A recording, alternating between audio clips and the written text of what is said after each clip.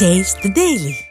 அனைத்திந்திய அண்ணா திராவிட முன்னேற்ற கழகத்தின் தலைமையிலான தேசிய ஜனநாயக கட்சியினுடைய கூட்டணியினுடைய முதல் கூட்டமானது செங்கல்பட்டு மாவட்டம் மதுராந்தகத்திலே இன்று மாலை 3 மணி அளவில் பாரத பிரதமர் நரேந்திர மோடி தலைமையிலே நடைபெறவிருக்கிறது. இதற்காக திருவனந்தபுரத்தில் இருந்து தனி விமானம் மூலமாக சென்னை பழைய விமான நிலையத்திற்கு பாரத பிரதமர் நரேந்திர மோடி அவர்கள் வரவிருக்கிறார்கள். அங்கிருந்து ஹெலிகாப்டர் மூலமாக மதுராந்தகத்திற்கு வருகிறார். 3 மணிக்கு இங்கு சிறப்புரையாற்றவிருக்கிறார்.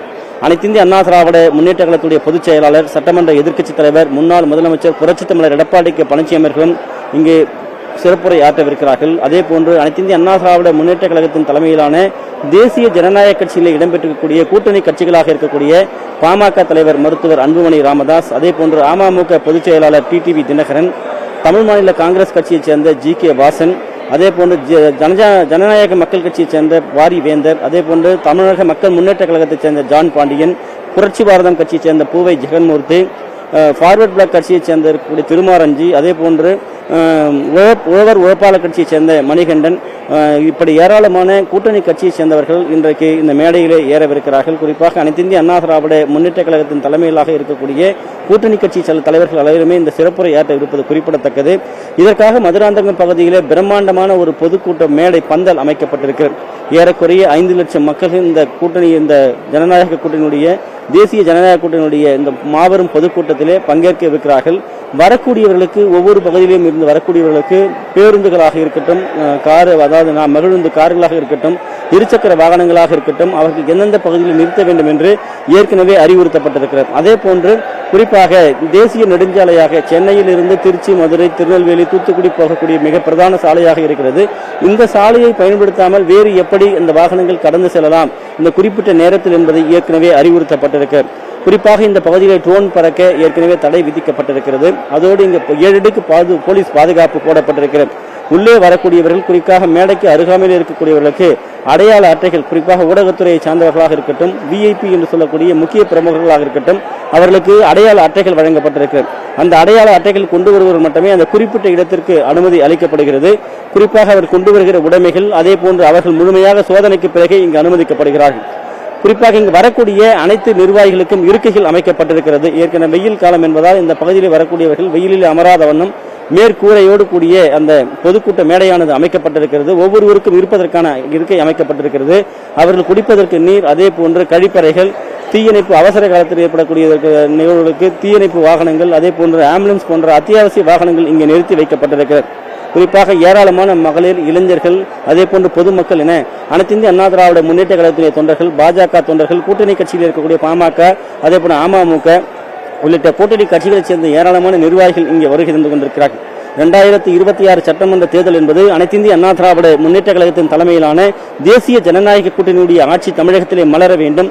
குறிப்பாக திமுக என்கிற தீய சக்தி தற்போது அரியணையிலே இருந்து தமிழகத்திலே இருந்து அகற்ற வேண்டும் என்கிற ஒரு வெற்ற எண்ணத்தோடு, குறிப்பாக திமுக ஆட்சியில் அளிக்கப்பட்டிருக்கக்கூடிய வாக்குறுதிகள் எதனையுமே இந்த அரசு நிறைவேற்றவில்லை.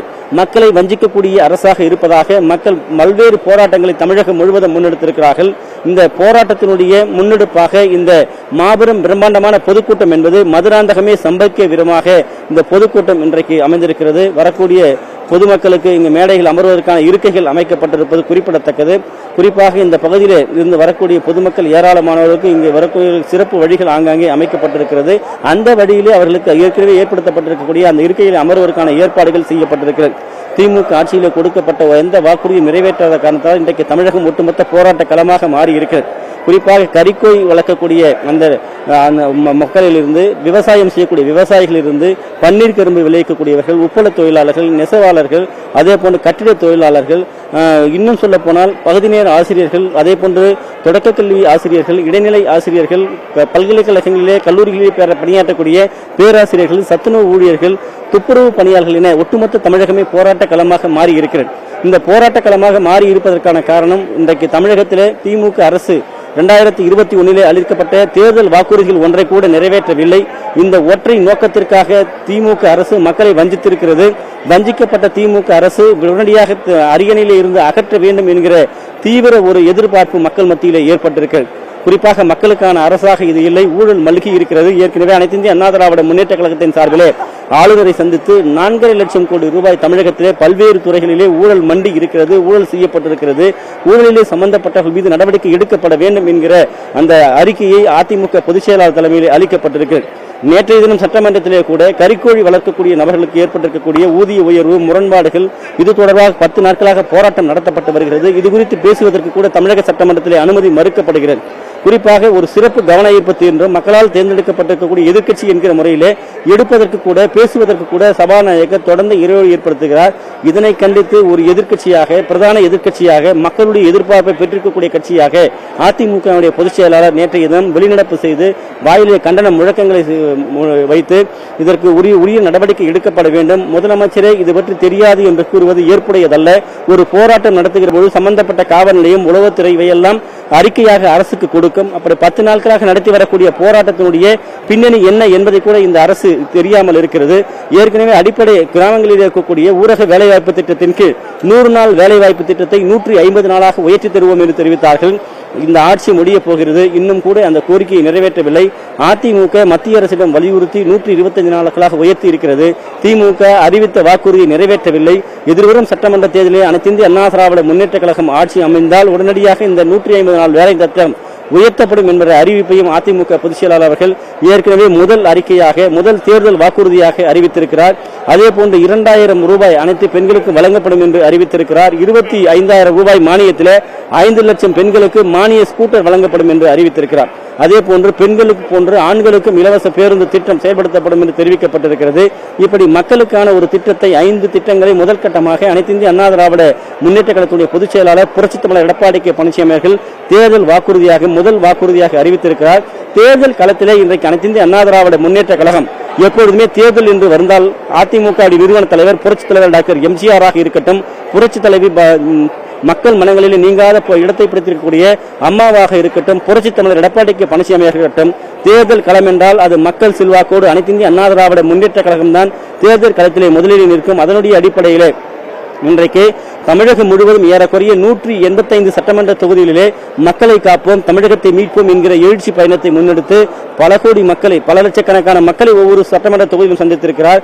185 சட்டமன்ற தொகுதியிலும் கோடிக்கணக்கான மக்களை சந்தித்து அவர்களுடைய குறைகளை கேட்டறிந்திருக்கிறார். குறிப்பாக இது எல்லாம் மக்களுடைய குறைகளை கேட்டறிந்து ஆட்சி அரியணையில் ஏறுகிற போது அந்த குறைகளை நிவர்த்தி செய்ய வேண்டும், மக்களுக்கான தேவைகளை நிறைவேற்ற வேண்டும் என்கிற அடிப்படையில் தான் அதிமுகவுடைய பொதுச்செயலாளருடைய பயணம் என்பது அமைந்திருந்தது. தொடர்ச்சியாக அதிமுகவுடைய இந்த 2026 சட்டமன்ற தேர்தல் தமிழ்நாடு, பாண்டிச்சேரி, கேரளா ஆகிய மாநிலங்களுக்கு விருப்ப மனு அளிக்கக்கூடிய அந்த தொடக்க நிகழ்வு அதிமுக தான் தொடங்கியது. விருப்ப மனு என்பது அளிக்கலாம் என்று அறிவுறுத்தப்பட்டு அவர்கள் விருப்ப மனுவை பூர்த்தி செய்து அளித்திருக்கிறார்கள்.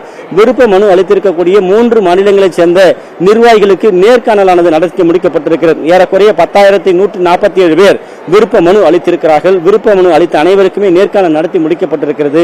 தேர்தல் களத்திலே அனைத்து இந்திய அண்ணா திராவிட முன்னேற்ற கழகத்தின் தலைமையிலான தேசிய ஜனநாயக கூட்டணி எப்பொழுதுமே களத்திலே முதலில் நிற்கும் என்பதற்கு இவையெல்லாம் ஒரு அடிப்படை சான்று ஆதாரங்களாக இருக்கின்றன.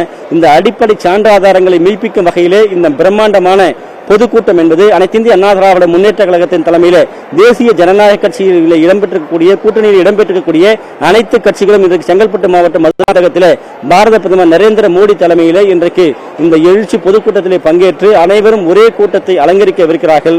2026 சட்டமன்ற தேர்தலுக்கு மாபெரும் வெற்றிக்கு இந்த பொதுக்கூட்டம் என்பது அடித்தாளமாக, அச்சாணியாக இருக்கும் என்பது குறிப்பிடத்தக்கது. ஐயப்பன்.